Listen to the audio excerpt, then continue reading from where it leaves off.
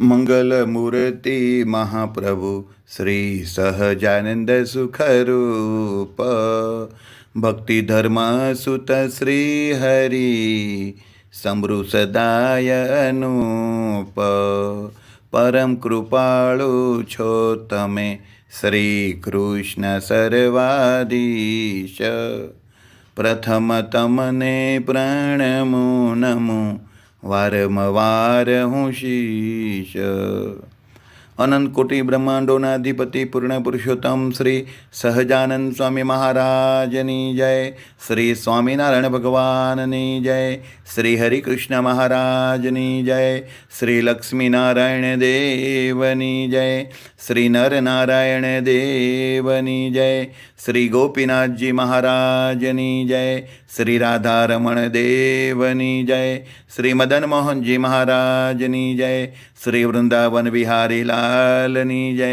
શ્રી ધર્મ ભક્તિ વાસુદેવની જય, શ્રી ઘનશ્યામ મહારાજની જય, શ્રી નારાયણ મુનિ દેવની જય, શ્રી મર્યાદા પુરુષોત્તમ શ્રી રામચંદ્ર ભગવાનની જય, શ્રી બાલકૃષ્ણ લાલની જય, શ્રી વિઘ્ન વિનાયક દેવની જય, શ્રી કષ્ટભંજન દેવની જય. ઓમ નમઃ પાર્વતી પતે હર હર મહાદેવ હર. અખિલ બ્રહ્માંડ દક્ષિણ વિભાગ શ્રી લક્ષ્મીનારાયણ દેવ હરિકૃષ્ણ મહારાજ ગાદીપતિ વિદ્યમાન આચાર્ય સનાતન આચાર્ય મહાસમર્થ આચાર્ય 1008 ગુરુ શ્રી અજેન્દ્ર પ્રસાદજી મહારાજની જય. પરમ પૂજ્ય ધર્મ ધુરંધર 108 ભાવિ આચાર્ય શ્રી નુગેન્દ્ર પ્રસાદજી મહારાજની જય.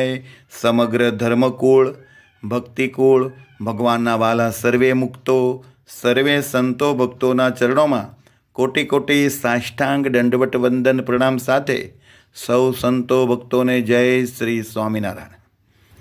કતારગામ વેડોડ ડભોલી 4 રસ્તા શ્રી હરિ મંડપમાં બિરાજતા સર્વોપરી શ્રી સ્વામિનારાયણ ભગવાનના લીલા ચરિત્રથી સબર શ્રી હરિચરિત્રામૃત સાગર ભગવાનની લીલા અને આજ્ઞા. મહારાજે ધોલેરાના દેવોની પ્રતિષ્ઠા કરી બાદ તેમનો મહિમા કહ્યો અને બધા જ ધામના મહંતો અલગ અલગ બનાવ્યા. ધોલેરામાં રાત દિવસ મંદિરનું ઘણું કામ ચાલતું હતું. તે ત્યાં રહીને ઘનશ્યામ પ્રભુ શ્રી હરિ રોજ રોજ દેખતા હતા. પ્રતિષ્ઠાનો દિવસ જ્યારે નજીક આવ્યો અને જે સમયે પ્રતિષ્ઠાનું મુહૂર્ત હતું તે વખતે મૂર્તિ પ્રતિષ્ઠા કરવા માટે ધર્મના લાલ શ્રી હરિએ ઉમરેઠના વિપ્ર બ્રાહ્મણને બોલાવ્યા. ત્યાંના વેદ પુરુષ હરિભાઈ અને બીજા પણ વિદ્વાન વિપ્ર મૂર્તિ પ્રતિષ્ઠા કરવા માટે ધોલેરા આવ્યા હતા.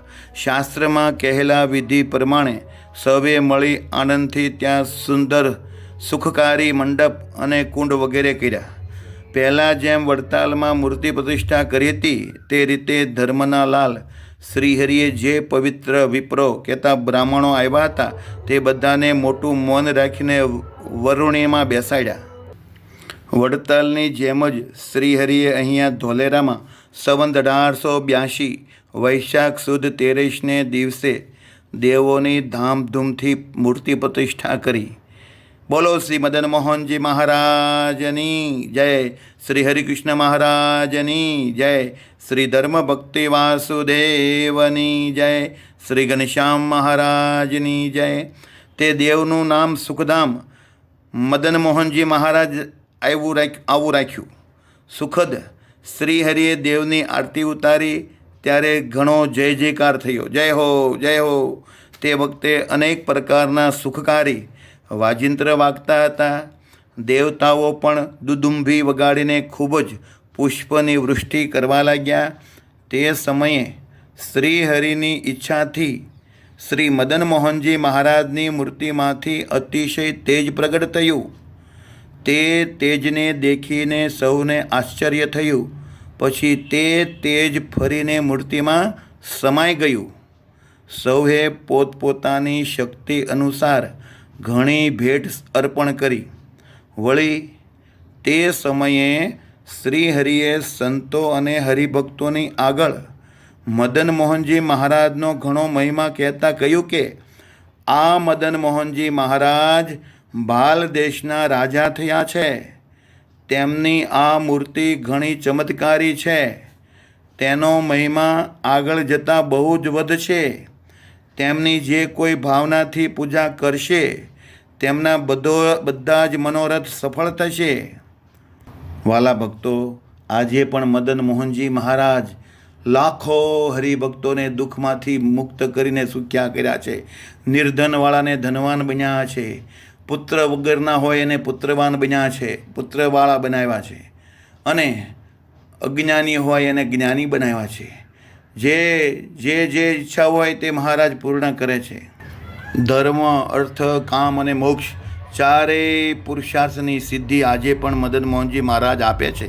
આ ધોલેરા યાત્રા માટેનું એક ઘણું સારું ધામ બનશે. આ ધામનો મહિમા પછીથી બધી જ જગ્યાએ વધશે. મદન મોહનજી મહારાજના પ્રતાપથી ભાલ દેશ સુખી થશે. તમારે સૌએ મારી કહેલી આ બધી વાતને સાચી માનવી. હકીકત ભક્તો, આજે પણ ત્યાં ભાલ દેશમાં બધાએ કેટલા સુખી થયા છે. ત્યાં આજે જમીનનો ભાવ ખૂબ વધી રહ્યો છે અને ભાલ પ્રદેશમાં આજે ખૂબ મોલાત પાકીને ખેડૂત ભક્તો પણ સુખી થાય છે. પછી શ્રીહરિએ ઘણા પ્રેમથી બ્રાહ્મણોને ખૂબ જમાડ્યા. સૌને મનગમતા ભોજન જમાડીને ખૂબ તૃપ્ત કર્યા. સૌને ખૂબ દાન આપ્યા અને દક્ષિણા પણ ખૂબ સારી પેઠે આપી. તેથી તે વિપ્રો બ્રાહ્મણો અપાર ખુશી થયા. વળી શ્રીહરિએ ઘણા સ્નેહથી સ્વાદિષ્ટ ભોજન બનાવડાવીને સંતો, વર્ણી, પાર્ષદો અને ભક્તોને ખૂબ જમાડ્યા. પછી બીજે દિવસે ત્યાં નૃસિંહ જયંતીનો ઘણો મોટો ઉત્સવ કર્યો. એ બધા જ લોકોને આનંદ આપ્યો. ભગવાન શ્રીહરિએ પૂનમને દિવસ સવારમાં પારણા કર્યા અને પછી પોતે સભામાં બિરાજમાન થયા. મહાન ત્યાગી અદ્ભુતાનંદ સ્વામી અને વૈરાગ્યવાન નિષ્કુળાનંદ સ્વામી બંનેને અધૂરું રહેલું મંદિરનું કામ પૂરું કરવાનું કહ્યું. આ રીતે શ્રીહરિએ ધોલેરામાં ઘણો જય જયકાર કર્યો. ખરેખર ધોલેરાના હરિભક્તોને ધન્ય છે કે જેમણે શ્રીહરિને તન, મન અને ધન અર્પણ કર્યા હતા. ધોલેરા ધામને ધન્ય છે કે જ્યાં ઘનશ્યામ પ્રભુ શ્રીહરિએ અનેક લીલા કરી છે. પછી વૈશાખ વદી પડવાને દિવસે શ્રીહરિએ ધોલેરાથી વિદાય લીધી અને ગઢપુર પધાર્યા. ગઢપુરના બધા જ ભક્તો શ્રીહરિના વિયોગથી ઉદાસ રહેતા હતા. તેથી તે શ્રીહરિ ગઢપુર પધારે છે તેવું સાંભળીને તેઓએ આગળ સામા જઈને ઘણું સન્માન કર્યું. હામૈયું કર્યું અને મહારાજનું સન્માન કર્યું. જ્યારે તે ભક્તોએ શ્રીહરિના દર્શન કર્યા ત્યારે તેમના વિયોગનો તાપ ટળ્યો. પ્રભુ શ્રીહરિના દર્શન કરીને સૌ રાજી થયા અને સૌના મનમાં ખૂબ શાંતિ થઈ. બધા શાંત થઈ ગયા. પછી શ્રીહરિએ એક દિવસ સંતો અને હરિભક્તોની સભા કરી. સભામાં શ્રીહરિએ સૌને એમ કહ્યું કે અમે મોટા મંદિર બનાવ્યા છે, પણ હવે પોતાનું વર્તન શુદ્ધ રાખીને જે એ મંદિરોનો બધો વ્યવહાર કરે એવા મહંત બનાવવા જોઈએ. જો મહંત બનાવીએ તો તે બધી જ દેખભાળ રાખે અને મંદિરનું મહત્ત્વ રાખીને સૌની સંભાળ લે. માટે અમે મંદિરોના મહંત બનાવવાનો મનમાં નિશ્ચય કર્યો છે. વળી અમે જેને જ્યાંના મહંત બનાવવાનું નક્કી કર્યું છે તેમના નામ હવે હું તમને તે ધામોએ સહિત કહું છું.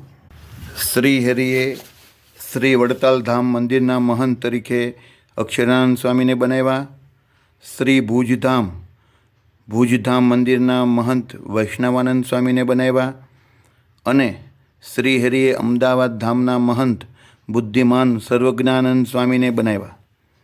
તેમજ ધોલેરા મંદિરના મહંત અદ્ભુતાનંદ સ્વામીને બનાવ્યા. વળી અદ્ભુતાનંદ સ્વામી રહેશે. વળી ગઢપુર મંદિરના મહંત આજથી વિરક્તાનંદ સ્વામી રહેશે. આ રીતે શ્રીહરિએ મોટા મંદિરના મહંતોની સભામાં જાહેરાત પ્રસિદ્ધ રીતે કરી. તે સદ્ગુરુઓને મહંતાઈ આપી અને સુખકારી શ્રીહરિએ રાજીપાના હાર પણ પહેરાવ્યા. ત્યારે બ્રહ્માનંદ સ્વામીએ કહ્યું કે હે મહારાજ, જૂનાગઢમાં તો કાંઈક વિચાર કરીને મહંત નક્કી કરવા પડશે, કારણ કે ત્યાં મુસ્લિમ રાજ્ય છે અને શિવ બ્રાહ્મણોનું ખૂબ ત્યાં ભક્તો છે.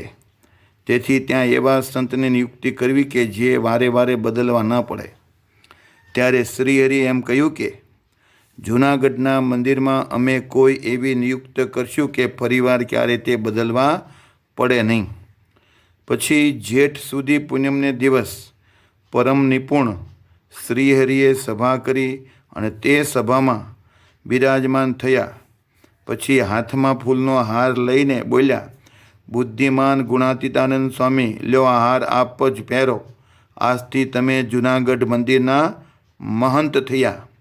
ત્યારે ગુણાતીતાનંદ સ્વામીએ કહ્યું કે હે મહારાજ, તમે સાચી વાત કહી, પરંતુ હું મહંત નહીં બનું. હું મહંતાઈનો હાર નક્કી નહીં પહેરું.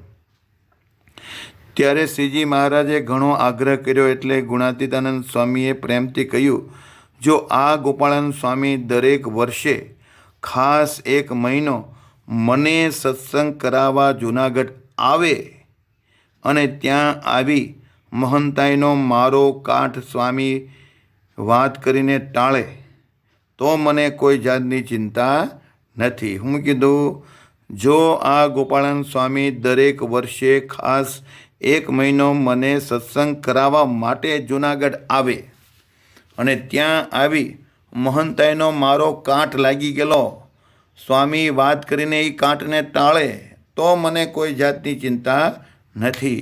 તો હું અત્યારે હોંશથી હાર પહેરીશ. પછી શ્રીહરિએ ગોપાળાનંદ સ્વામીને પૂછ્યું, શું તમે આ કામ કરશો? સત્સંગ કરાવવા માટે જૂનાગઢ જશો? દર વર્ષે સમય કાઢીને 1 મહિના સુધી આપે ગુણાતીતાનંદ સ્વામીને વાતો કહેવા માટે ખાસ જૂનાગઢ જવું પડશે. ત્યારે ગોપાળાનંદ સ્વામીએ કહ્યું, હે મહારાજ, જેવી આપની આજ્ઞા હોય તેમ હું આપને રાજી કરવા માટે કામ કરીશ. આધારાનંદ સ્વામી અનુપમ સારૂપ કથા લખે છે કે પછી તો ગોપાળાનંદ સ્વામી જ્યાં સુધી આ ભૂમિ પર રહ્યા ત્યાં સુધી લગાતાર દર વર્ષે 1 માસ 1 મહિના સુધી ગુણાતીતાનંદ સ્વામીને ખાસ વાતો કરવા માટે જૂનાગઢ જતા હતા.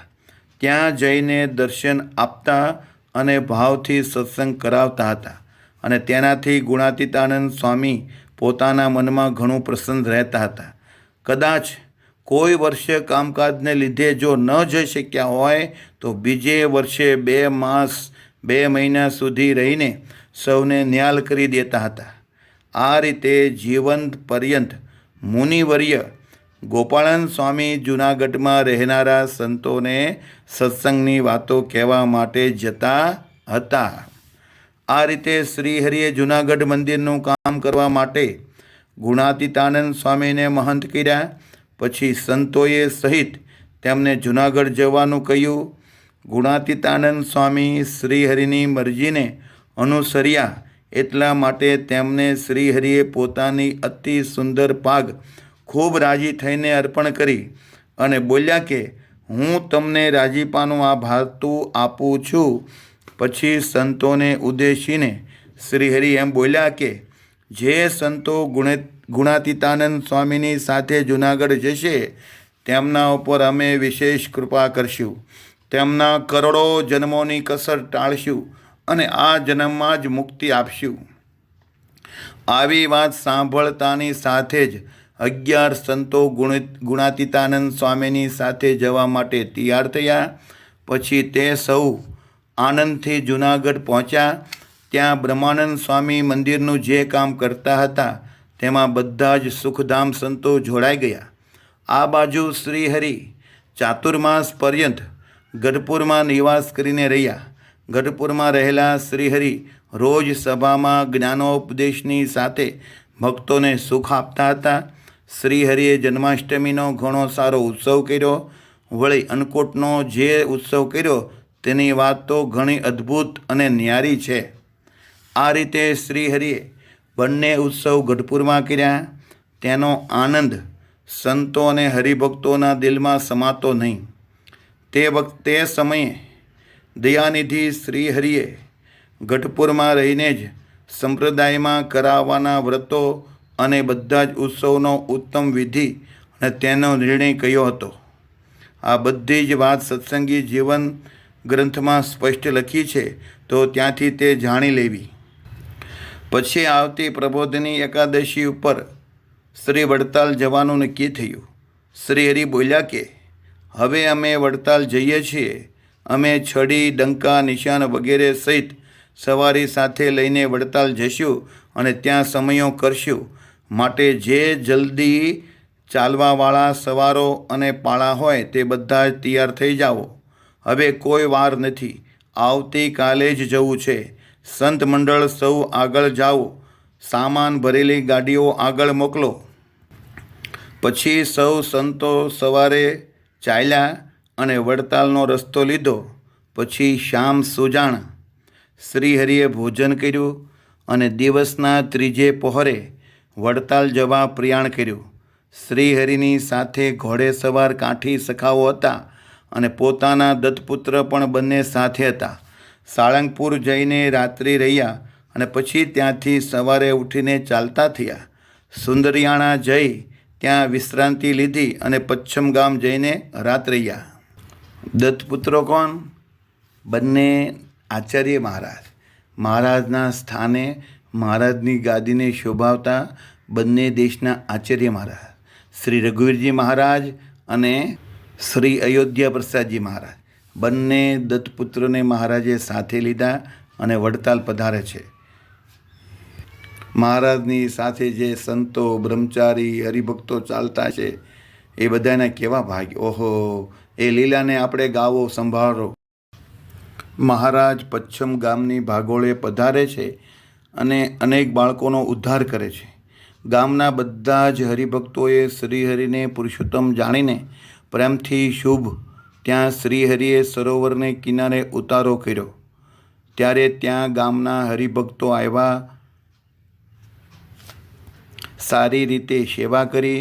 પછી શ્રીહરિ જ્યારે ત્યાં પહોંચી ગયા ત્યારે બધા જ કાઠી સખાઓ અનુક્રમથી ચોકી કરવા જાગ્યા. આમ કરતાં જ્યારે અડધી રાત થઈ ગઈ ત્યારે એક અદ્ભુત વાત બની. ત્યારે સોમલા ખાચરનો જાગવાનો વારો આવ્યો. તે સિવાયના બીજા જાગતા હતા તે સૂઈ ગયા. તે વખતે અપરંપાર નાના બાળકો શ્રીહરિની પાસે આવ્યા. નટવર શ્રીહરિ તેમના માથા ઉપર હાથ ફેરવીને હેતથી બોલ્યા, તમે બધા અહીંથી જઈને સત્સંગમાં સારી રીતે જન્મ ધારણ કરો. પછી મારી ભક્તિ કરવાથી તમને સાક્ષાત મોક્ષ મળશે. પછી શ્રીહરિને પ્રણામ કરીને તે તમામ બાળકો અદૃશ્ય થઈ ગયા.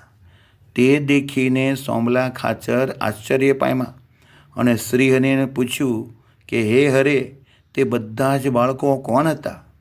એ અજાણ્યા બાળક અહીં ક્યાંથી આવ્યા હતા? આપ તો સૌના રક્ષક છો, તેથી મારા આ સંદેહને ટાળો. ત્યારે શ્રીહરિએ કહ્યું, ભાઈ સાંભળો, પૂતનાએ જે બાળકોને માર્યા હતા તે બધા જ અત્યારે અમારી પાસે સાક્ષાત આવ્યા હતા. તેઓ પાપણીની હાથે મર્યા હતા. તેથી મર્યા પછી ભૂત થયા હતા. તે સૌને ઉત્તમ ગતિ લેવાની આશા હતી. તેથી તે બધા જ ભેળા મળીને અત્યારે અમારી પાસે આવ્યા હતા. હવે પછી તે બધા જ સત્સંગમાં જન્મ લેશે અને પછી તેનો ઉદ્ધાર થશે. ત્યારે સોમલા ખાચરે હાથ જોડ્યા અને કહ્યું, હે દયાળુ, હે કૃપાળુનાથ, આપને ધન્ય છે. આવા તો ઘણા ચમત્કાર નરનારીઓ વારંવાર દેખતા હતા. પછી સવારે નાવમાં બેસીને શ્રીહરિ સાબરમતી ઉતર્યા અને ગલિયાણા ગામ ગયા. નદીને કિનારે ભાઠામાં થનારા સારા રીંગણા સોમલા ખાચરે જોયા. તે રૂપિયો આપીને ખરીદ્યા અને ભગવાન શ્રીહરિને ભેટ ધર્યા. ગલિયાણાના હરિભક્તોએ શ્રીહરિને રાત રાખ્યા અને ઘણી સારી રસોઈ કરાવી. ઘોડાઓ માટે ચંદી કહેતા અનાજ અને ઘાસ આપ્યું. શ્રીહરિ અને સાથે આવેલા સૌની સારી સેવા કરી. ત્યાં ગોપાળજી મહારાજે ભોજન માટે બાટી બનાવી. પૂર્વ દેશમાં જેવી બનાવે તેવી ઉત્તમ બાટી બનાવી હતી. ત્યાં સોંબલા ખાચરે જે રીંગણા આપ્યા હતા તેનું સ્વાદિષ્ટ શાક કર્યું. ભક્તોના જીવન પ્રાણ ઘનશ્યામ શ્રીહરિ તે જગ્યાએ બેસીને જેમાં અને શાકને ખૂબ વખાણ્યું. આનાથી સોમલા ખાચરનો ઘણો પ્રેમ જણાણો. તે પ્રેમને કારણે જ શાકમાં સારો સ્વાદ આવ્યો હતો. શ્રી રઘુવીરજી મહારાજ અને શ્રી અયોધ્યા પ્રસાદજી મહારાજ પણ રાજી થઈને તે જેમાં શ્રી હરિએ સંતો અને હરિભક્તોને ભોજન કરાવ્યું. સૌ શ્રીહરિનો પ્રસાદ મળવાથી ખૂબ રાજી થયા. જ્યાં જ્યાં પ્રેમ હોય છે ત્યાં ત્યાં આનંદ હોય છે. ખરેખર તો એક આવા દિવ્ય પ્રેમથી જ ભગવાન શ્રી સહજાનંદ સ્વામી મળે છે.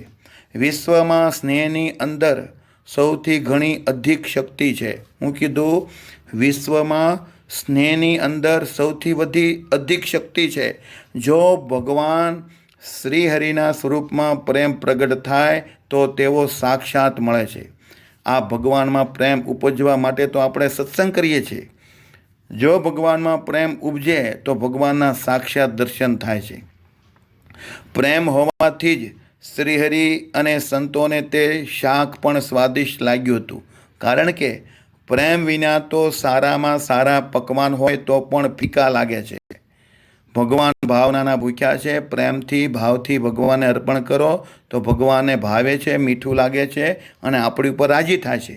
અને પ્રેમ અને ભાવ વગેરેનું આપણે કદાચ સોનાના પાત્રમાં અનેક પ્રકારની મીઠાઈઓ, વાનગીઓ, પાક, પકવાન, ફરસાણ, અથાણા, સંભારા, ચટણી, કઠોળના શાક, લીલી ભાજીના શાક, કોઈ પણ વસ્તુ કિંમતીમાં કિંમતી ધરાવીએ, અર્પણ કરીએ, પણ જો અંદરથી પ્રેમ અને ભાવ ન હોય તો ભગવાન ન સ્વીકારે. માટે જેતલપુરના જીવણ ભગતનો જેમ મઠનો રોટલો મહારાજ જેમાં, કેમ કે જીવણ ભગતના પ્રેમનો ભાવ હતો. એ ભગતને ભગવાન પ્રત્યે એવો ભાવ હતો અને એવો ઉત્સાહ હતો, આનંદ હતો. તો એનો આનંદ, ઉત્સાહ ને ભાવ ને લાગણી જોઈને મહારાજે લાઈનમાંથી બોલાવ્યા, એ જીવણ ભગત, એ ભગત અહીંયા આવો, લાવો તમારો રોટલો અમે જમીએ. બધાની ભાળતા રૂબરૂમાં બધાની વચ્ચે મહારાજે એક ગરીબ જીવણ ભગતનો રોટલો મઠનો જેમાં. આ પ્રેમની તાકાત છે, ભાવની તાકાત છે. માટે જે કાંઈ ભગવાનને અર્પણ કરીએ એ પ્રેમથી અને ભાવથી અર્પણ કરીએ. ભલે કાંઈ ન અર્પણ કરો તો જળ અર્પણ કરો, ફ્રૂટ અર્પણ કરો, જે આપણા ઘરમાં હોય તે ભગવાનને અર્પણ કરો. ભગવાન તોય આપણા નાના એવા મંદિરિયામાંથી ભગવાન જમશે. સુખનું કારણ પ્રેમ છે અને ભાવ છે, અને દુઃખનું કારણ દ્વેષ છે.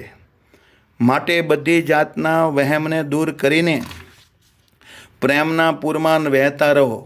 નદીના કિનારે ઘનશ્યામ શ્રીહરિએ સાંજે ભોજન કર્યું અને પછી રાતે પોઢી ગયા.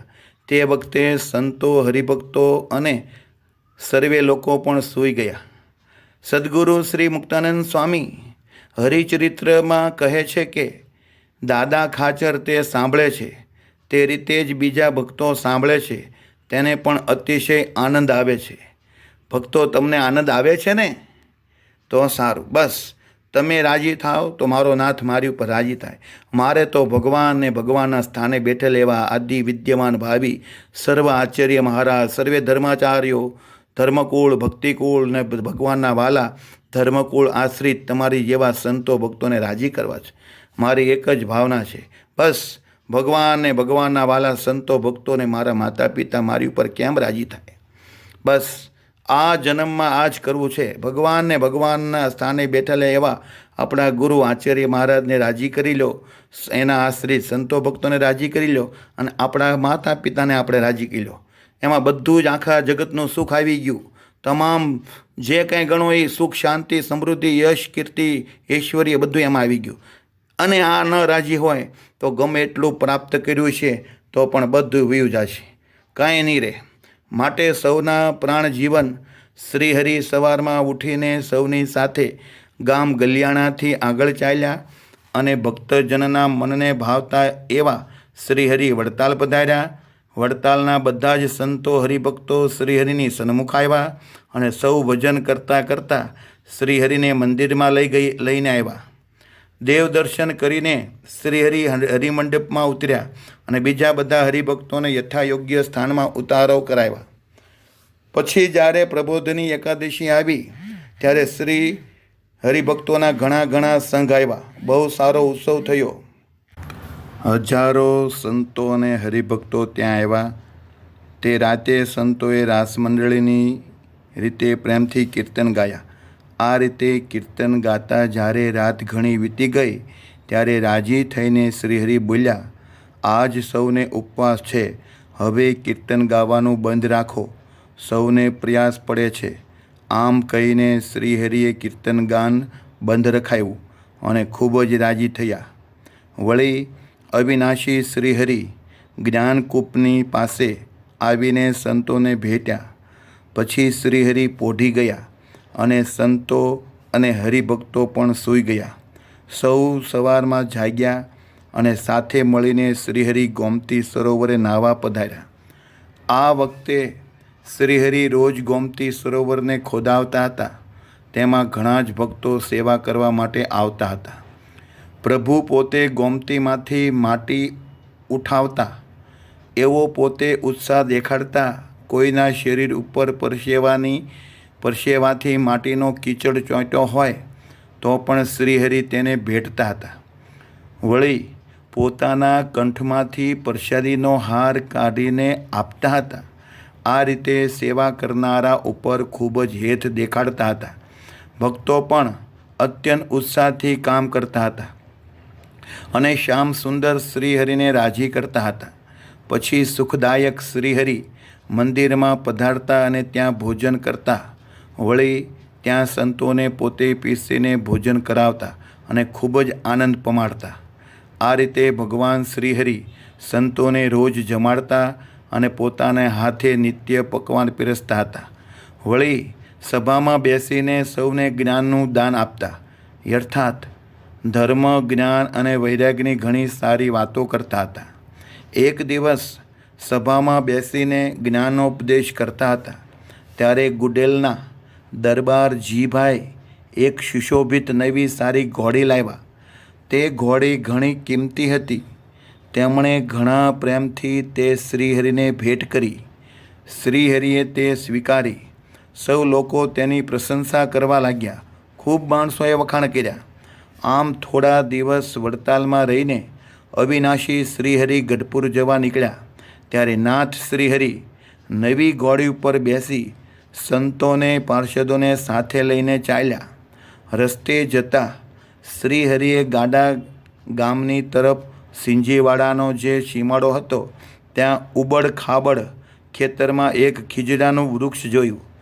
તે ખીજડાની ચારે બાજુ ઘણી ચતુરાઈથી મહારાજે નવી ઘોડીને ધુમાવી. નવી ઘોડી સારી રીતે ફરી તે જોઈને બધા જ સખાઓ અને સંતો અત્યંત આનંદ પામ્યા. ધર્મના લાલ કૃપાળુ શ્રીહરિએ ઘણી હોશિયારીથી ઘોડીને ગોળ ગોળ ધુમાવી હતી, ફેરવી હતી. ત્યાં સારા ઘોડાની સવારી કરી જાણનારા જે કાંઠીઓ હતા તે ગોળાકારે ધૂમતી ફરતી શ્રીહરિની ઘોડીને જોઈને અપાર આશ્ચર્ય પામ્યા. આ લીલા દેખીને સંતો મનમાં વિચારવા લાગ્યા, અરે આ ખીજડાના ઝાડનું કેવું મહાન તપ હશે કે કરોડો બ્રહ્માંડના સૃષ્ટા પ્રભુ શ્રીહરિ જેની ચારે બાજુ અનેક ફેરા ફર્યા. પછી જગપતિ શ્રીહરિ સિંજીવાડા ગયા. ત્યાં જગરૂપ બારોટ નામે ભક્ત હતા, જેણે ઘણી સારી સેવા કરી. અવતારી પ્રભુ સિંજીવાડામાં રાત રહ્યા. પછી ભગવાન શ્રીહરિ ત્યાંથી ચાલ્યા. વચમાં જે ગામમાં ઝાઝા ભક્તો રહેતા હતા ત્યાં રોકાતા અવતારી પ્રભુ ગઢપુર પહોંચ્યા. તેમના દર્શન કરીને સૌ નરનારી પ્રસન્ન થયા. શ્રીહરિ ગઢપુર નિવાસ કરીને રહ્યા હતા અને ત્યાં મોટીબા અને લાડુબા આદિક બાઈઓ તથા દાદા ખાચર આદિક પુરુષ ભક્તો બધા પ્રતિદિન દર્શન કરતા હતા. ગઢપુરમાં એક વખત શ્રીહરિએ વસંત પંચમીને દિવસ ખૂબ જ રંગકીડા કરી. તે વખતે સૌ દેવતાઓએ મળી આકાશમાં રહીને અલબેલાના દર્શન કર્યા. પાંડે ગોપાળજીભાઈના મામા સુફળ નામે હતા. ઘનશ્યામ પ્રભુ તેમની સાથે રંગે રમીને રસબસ થઈ ગયા હતા. શ્રીહરિએ સુફળ મામા અને ગોપાળજીને ચાખડી આપી. પછી ભગવાન રામચંદ્રજીએ જેમ ભરતજીને પોતાની પાદુકા આપી હતી તે રીતે જ ઘનશ્યામ પ્રભુએ સુફળ મામાને પોતાની ચાંખડીઓ આપી. જ્યારે શ્રીહરિએ સુફળ મામાને પોતાની ચાંખડી આપી ત્યારે ગોપાળજીએ પણ મનમાં સંકલ્પ કર્યો, પ્રભુ શ્રીહરિ મને પણ દયા કરીને પોતાની ચાંખડીઓ આપે. ઘણા દિવસ સુધી આવી ઈચ્છા રહી છતાં પણ શ્રીહરિએ ચાંખડીઓ આપી નહીં. એક દિવસ શ્રીહરિ જ્યારે થાળ જમવા બેઠા હતા ત્યારે ગોપાળજીએ યુક્તિ કરી છાની રીતે શ્રીહરિની ચાંખડીઓ લઈને એક કોઠીમાં સંતાડી દીધી. જ્યારે શ્રીહરિ થાળ જમીને ઉઠ્યા ત્યારે ત્યાં પોતાની ચાંખડીઓ દેખી નહીં. બહુનામી પોતે અંતર્યામી છે, બધી જ વાતને જાણે છે, છતાં સૌને પૂછવા લાગ્યા, મારી ચાંખડીઓ કોણે લીધી? જેણે લીધી હોય તે સાચું કહો. ત્યારે ગોપાળજી હાથ જોડીને બોલ્યા, મેં આપની ચાંખડીઓ લીધી છે. જે રીતે સુફળ મામા ચાંખડીઓને પૂજે છે તે રીતે મારા મનમાં પૂજા કરવાની મેં ઘણી આશા રાખી હતી, છતાં આપે મને ચાંખડીઓ આપી નહીં. ત્યારે આ જગ્યાએથી મેં ચાંખડીઓ ઉઠાવી લીધી અને કોઠીમાં સંતાડી દીધી છે.